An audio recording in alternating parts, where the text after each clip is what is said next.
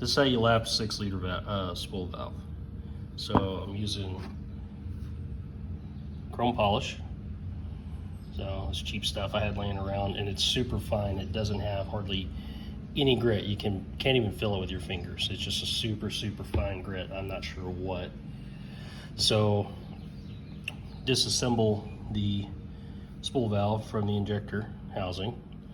Take your spool valve in the correct orientation. Use the bolt and nut. What I used is a bare butt connector that we normally use to connect two wires together. It just happened to be the right size. Drill the center of that out because it has a little stop in it. That worked out perfectly as a spacer to use the existing bolt. And just like you lap valves on a car, you have this rubber tube that allows you to spin things and not alter the original pattern or squareness of whatever valve you're lapping. So you attach that to a drill, stick that bad boy on your spool valve bolt. This has like 4 washers on one side, so you just steal a couple of the washers to make the proper spacing so the nut will retain and not allow the spool valve to go all the way through. So that way you retain the original travel of the spool valve, so you can go back and forth while it spins.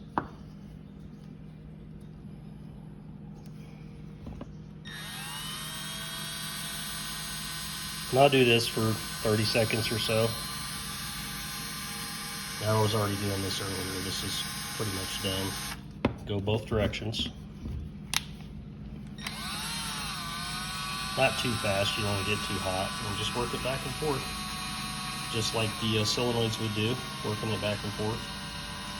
This helps get any burrs or any crud or any junk that might be built up on the valve housing, and it produces a almost mirror finish on the existing spool valve. I'll take it apart so you guys can see it.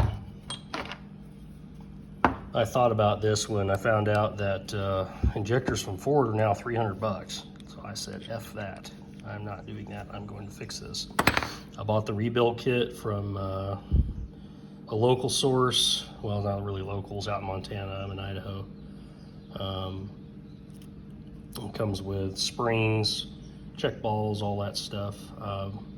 You know, rather than buying new spool valves and all that, or buying new injectors, you can buy seal kits for $8. The injector rebuild kit's like $2.50. So you can rebuild all your injectors yourself this way. But you can see how shiny that is now. It's just a little dirty from me handling it with my greasy fingers. Let me wipe it off.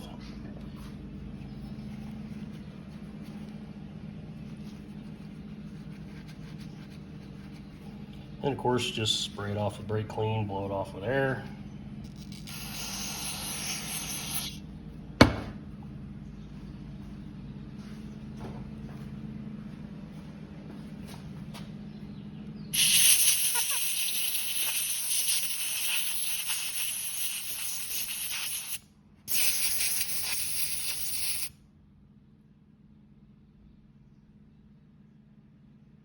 Very nice, shiny spool valve. Makes it slicker than snot going back and forth inside that spool valve housing, so it eliminates stiction. Most of the injectors, I think all of them actually are remans in my truck. Went through everything looked good. None of the pintles for the injector tip wore out. None of this stuff was wore out. Everything looked great. I went ahead and just freshened it up with new check balls, springs, put it all together. There's tons of other videos out there on YouTube that show you how to do that. I don't need to tear this one down. I was just polishing up the spool valve to eliminate stiction, so I just wanted to show that little trick. A lot of guys out there are saying to sand the spool valve, which I'm sure works. I just figured I'd do one better because there are some injector companies out there that offer the lapping service. I'm assuming they have a lapping collar, which they would normally use on a small lathe that's perfectly trued up. I haven't had any issues doing this. I actually had a dead cylinder due to stiction on this truck, and took it apart, cleaned everything up, lapped that spool valve because it felt kind of tight when I was moving it, fired it up, and the thing ran like a brand new injector, and haven't had any issues with it so far. So I think this could save you a ton of money if you go this route. It's worth a try. I mean, worst case, if you don't want to take the injector housing apart and you just want to address the spool valve, this O-ring is a really high pressure O-ring. It doesn't get damaged when you take it apart, so you can reuse that O-ring if you want. You don't have to. These O-rings are available in that rebuild kit that that everybody's selling online for these injectors. But if you just wanted to get rid of stiction, take this sucker off, take the spool valve out. Obviously pay attention to the orientation. Like I said, there's tons of videos online, so you can't screw it up. And you can always compare it to another known good injector so you don't get it wrong. Polish that bad boy up, put it back together, buy a seal kit for $8, stick it back in the truck, and she'll run like she's supposed to if it was just stiction.